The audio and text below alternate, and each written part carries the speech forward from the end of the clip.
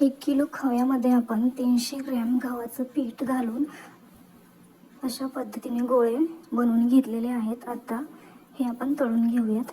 अशा पद्धतीने टेक्स्चर आलेलं आहे।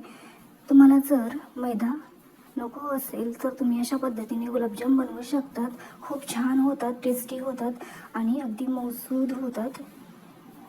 पाकही खूप छान पद्धतीने मुरला जातो।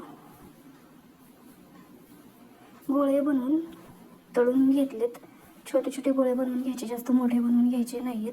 आणि तळल्या तळल्या पाकामध्ये टाकलेला हा गुलाबजाम मी लगेच काढून घेतलेला आहे आणि त्याला आपण कट करून पाहूयात।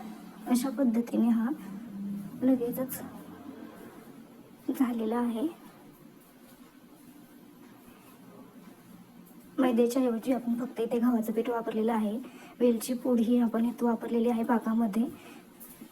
आपल्याला जसे गोड हवे आहेत तसं आपण सिरप बनवून घ्यायचं आहे।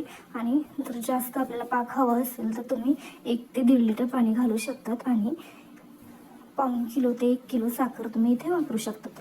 बेकरीमध्ये जसं मिळतो तसा घट्टसर पाक बनवायचा असेल तर निम्म पाणी आणि निम्मी साखर वापरा। अशा पद्धतीने हे गुलाबजाम मी दुसऱ्या दिवशी कट करून दाखवत आहे। हे अशा पद्धतीने छान असे मुरलेले आहेत, खूप छान झाले आहेत।